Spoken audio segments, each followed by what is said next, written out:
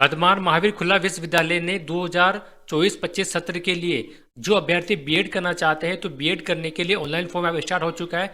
इसका जो official notification है ऑफिशियल नोटिफिकेशन भी यहाँ पर जारी किया जा चुका है। यदि आप लोग भी वर्तमान महावीर खुला विश्वविद्यालय से बीएड करने के इच्छुक है, बीएड करना चाहते हैं तो इसके ऑनलाइन फॉर्म आप लोग भर सकते हैं। ऑनलाइन फॉर्म भरने से पहले आप लोगों इसकी जो गाइडलाइन है उस गाइडलाइन को अच्छी तरह से समझ लेना है। तो आज की इस वीडियो में बताने वाला हूँ कि आप लोग किस प्रकार से बीएड का फॉर्म भर सकते हैं, कौन कौन सी उसकी योग्यता रहने वाली है, फीस कितनी है और किस प्रकार से इसकी मेरिट लिस्ट बनेगी। सारी जानकारी आप लोगों को इस वीडियो में मिल जाएगी और अनुबंध प्रमाण पत्र आपको कैसे बनाना है इसकी भी जानकारी आप लोगों को इस वीडियो में मिल जाएगी।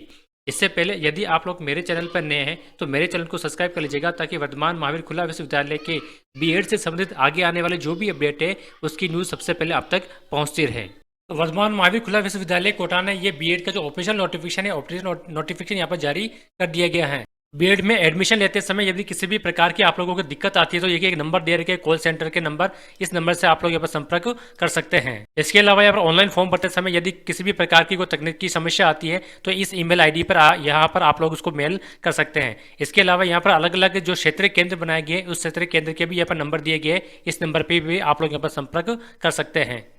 अब देखिए सबसे पहले यहाँ पर ऑनलाइन फॉर्म भरने की जो तारीख है, ऑनलाइन फॉर्म भरने की जो तारीख है वो 13/1/2024 से यहाँ पर स्टार्ट हो चुकी है और इसकी जो लास्ट तारीख है वो 31 जनवरी 2024 यहाँ पर रखी गई है। इसकी जो तारीख है वो हर बार आगे बढ़ जाती है, हो सकता है कि इस बार भी आगे बढ़ सकती है, लेकिन 31 जनवरी 2024 इसकी लास्ट डेट रखी गई है। ऑनलाइन फॉर्म भरने की जो फीस है वो 500 रुपये यहाँ पर फीस रखी गई है। अब देखिए सबसे मेन इंपॉर्टेंट बात है इसकी योग्यता क्या रहने वाली है, क्वालिफिकेशन क्या रहने वाली है। अब यहाँ पर 3 क्वालिफिकेशन दी गई है और ये तीनों योग्यता एक साथ में होनी चाहिए। तो सबसे पहले आप लोगों चाहे एमए कर रखी हो चाहे बीए कर रखी हो, यानी कि पीजी या यूजी आप लोगों ने किसी भी सब्जेक्ट में कर रखी हो, आप लोगों के पास में कम से कम 50% होना जरूरी है। और जिन अभ्यर्थियों ने बीटेक कर रखी है विज्ञान और गणित विशेष योग्यता के साथ में, उनके लिए यहाँ पर सामान्य वर्ग के लिए 55% उत्तीर्ण होना आवश्यक है।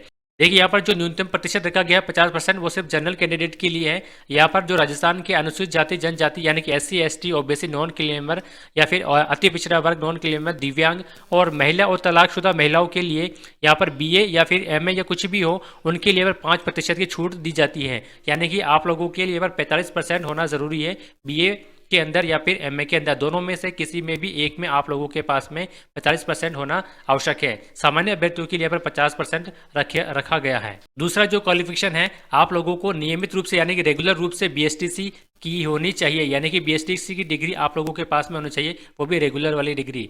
और आप लोग अभी वर्तमान में किसी भी राजकीय या फिर गैर राजकीय यानी कि गवर्नमेंट स्कूल में या फिर प्राइवेट स्कूल में आप लोग कक्षा 1 से 5 या फिर 1 से 8 तक पढ़ाने वाले अध्यापक होना चाहिए। ये तीनों शर्तें आप लोगों को एक साथ में पूर्ण होनी चाहिए, तभी आप लोग इस बीएड के फॉर्म भरने के लिए पात्र होंगे, नहीं तो ये यूनिवर्सिटी आप लोगों को बाहर निकाल देगी फॉर्म भरने के बाद में भी।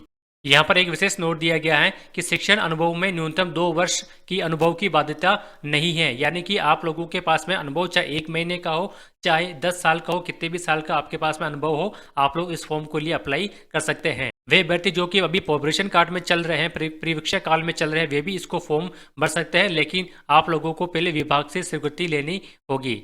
अन्य जो कैंडिडेट है उनको भी शिक्षा विभाग से यहाँ पर एनओसी लेनी होगी, यानी कि दोनों ही प्रकार के शिक्षकों के लिए यहाँ पर एनओसी जरूर। यहाँ पर एक और नोट दिया गया है, यदि किसी अभ्यर्थी ने पीजी कर रखी है यानी कि एमए एमकॉम एमएससी कर रखी है तो आप लोगों को फॉर्म भरते समय उस समय दर्शानी है यदि आप लोगों के बीए के अंदर यानी कि पोस्ट ग्रेजुएशन के अंदर यदि सामान्य वर्ग के 50% और जो आरक्षित वर्ग है उसके 45% बीए के अंदर नहीं है, तभी आप लोगों को एमए वहां पर दर्शानी है, अन्यथा आप लोगों को इसमें एमए नहीं दर्शानी है। यदि किसी अभ्यर्थी के स्नातक में और स्नातकोत्तर में ग्रेड मिली हुई है तो आप लोगों को अपने विश्वविद्यालय से उसको प्रतिशत में बदलवाकर इस फॉर्म के साथ में संलग्न करना होगा।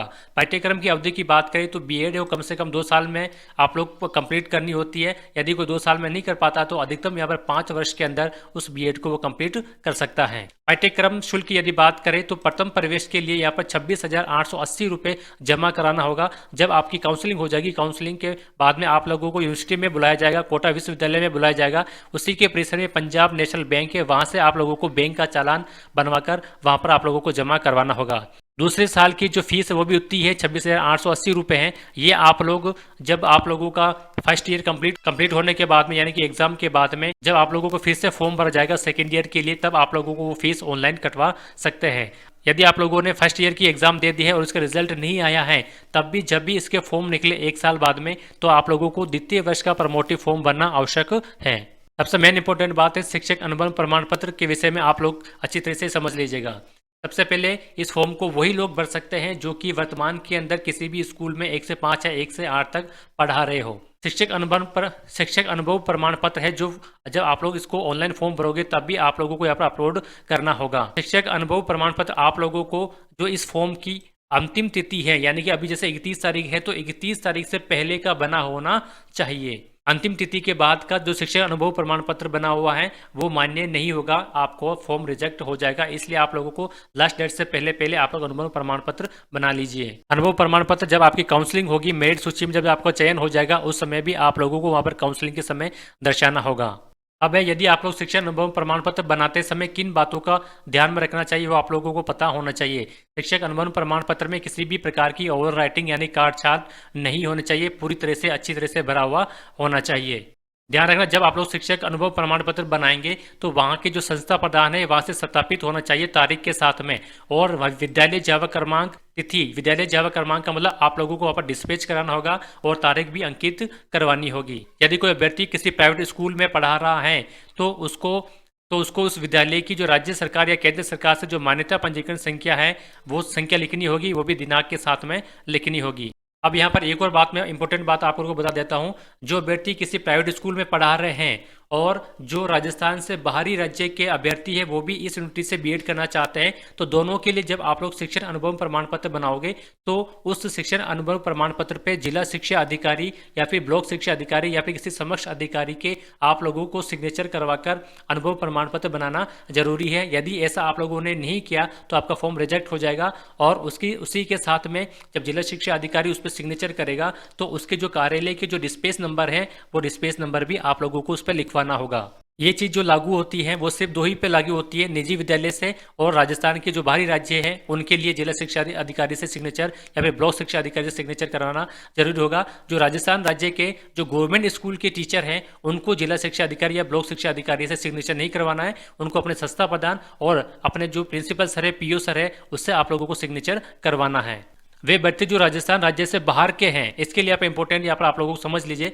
आप लोगों को क्या करना है, सबसे पहले तो जो अनुबंध प्रमाण पत्र है वो जिला शिक्षा अधिकारी या फिर समक्ष अधिकारी से प्रति हस्ताक्षर करवाकर आप लोगों को लाना होगा। इसी के साथ में आप लोग अपना जो नियुक्ति पत्र है, जो जॉइनिंग लेटर है, वो भी आप लोगों को लाना होगा। और इसके अलावा एक आपको एनओसी देनी पड़ेगी, अनापत्ति प्रमाण पत्र देना होगा, जिसमें आप लोगों को ये लिखवाना होगा कि मैं इस विद्यालय से बीएड पाठ्यक्रम में प्रवेश लेना चाहता हूँ, और आप लोग छुट्टी लेकर, अवकाश लेकर internship, practice teaching, final lesson के लिए लगभग 6 माह जो कार्य करेंगे वो राजस्थान के विद्यालय में करेंगे। यानी कि जब इंटर्नशिप होगी तो आप लोगों को राजस्थान के विद्यालय में करना होगा, ना कि अपने राज्य के किसी विद्यालय में आप लोगों को इंटर्नशिप करने का मौका मिलेगा। तो ये जो एनओसी है वो एनओसी आप लोगों को लानी होगी। इसके अलावा जो सेकेंड ईयर की जो इंटर्नशिप का कार्य होगा वो भी राजस्थान के विद्यालयों में ही करना होगा। तो ये आप लोगों को अपना लेटर पैड पर या फिर एक अनापत्ति प्रमाण पत्र प्रस्तुत करना होगा। इसके अभाव में यदि आप लोगों ने फॉर्म भर दिया है तो आप लोगों को काउंसलिंग से बाहर कर दिया जाएगा। एक और यहाँ पे इंपॉर्टेंट बात है, यदि किसी अभ्यर्थी ने या फिर रक्षाकर्मी का मतलब जो फौज से रिटायरमेंट आ जाते हैं, आर्मी से रिटायरमेंट आ जाते हैं, इन्होंने यदि राजस्थान राज्य से बाहर का शिक्षण प्रमाण पत्र, यानी कि राजस्थान राज्य से बाहर से यदि आप लोगों ने बीएसटीसी करी है या फिर डीएलडी करी है, तो आप लोगों को ऐसी स्थिति में आप लोगों को उस संस्थान से जो सर्टिफिकेट बनवा कर लाना होगा कि उसकी अवधि 2 वर्ष होगी, पाठ्यक्रम आप लोगों ने रेगुलर रूप से किया है और एनसीटीई से मान्यता प्राप्त है। ये तीनों ही उल्लेख हुआ प्रमाण पत्र जारी करवाकर प्रस्तुत करेंगे। या सबसे इंपॉर्टेंट बात मैं आप लोगों को बताता हूँ, इस बार बीएड के अंदर जो प्रवेश लेने के लिए किसी भी प्रकार का एग्जाम नहीं देना होगा।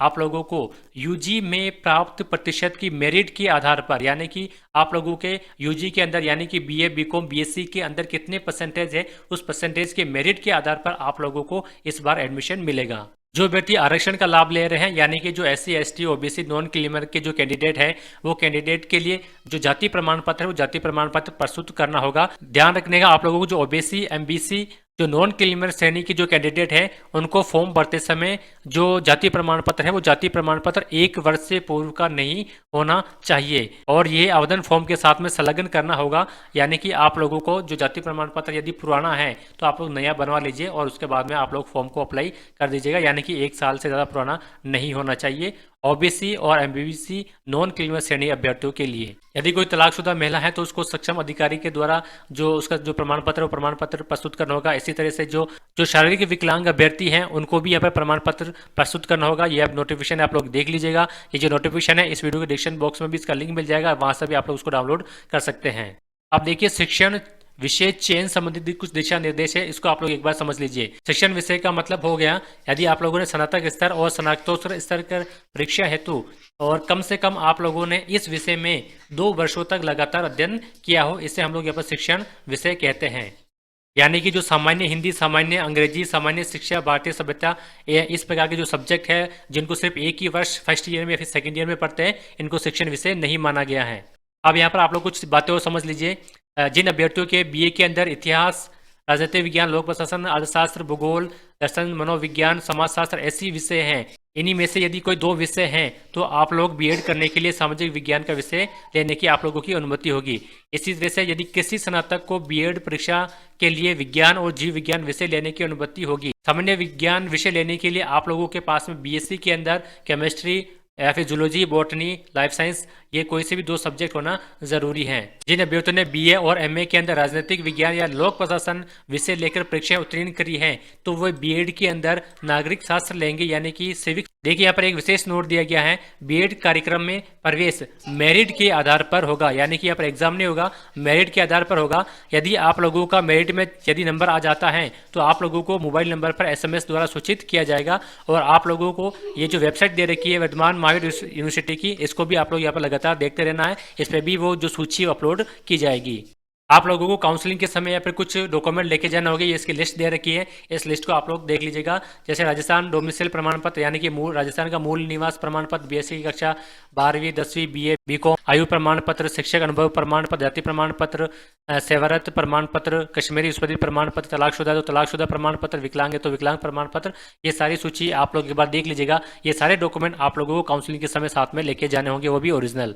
अभी देखिए यहाँ पर शिक्षक अनुभव प्रमाण पत्र का यहाँ पे परफॉर्मा दिया गया है। आप लोगों को इसी परफॉर्मे में टाइप करवाकर आप लोगों को यहाँ पर इसको लेके जाना है। सबसे पहले यहाँ पर देखिए विद्यालय जावक क्रमांक आप लोगों को लिखना है, डिस्प्लेस नंबर लिखना है, तारीख लिखनी है, यहाँ पर आपका नाम लिख देना है, पिता का नाम लिख देना है, विद्यालय का नाम लिख देना है, आप लोग किस दिनांक से लगातार विद्यालय के अंदर पढ़ा रहे हैं, आपका वेतन श्रृंखला कितनी है, बेसिक कितनी है और आपकी कुल वार्षिक आय कितनी है, सारी आप लोगों को लिखनी है। यहाँ पर नीचे कुछ टिक दिए गए हैं। ये विद्यालय राजकीय विद्यालय हैं जो कि राजस्थान सरकार द्वारा संचालित हैं। यदि है तो आपको यहाँ पर राइट का निशान करना है।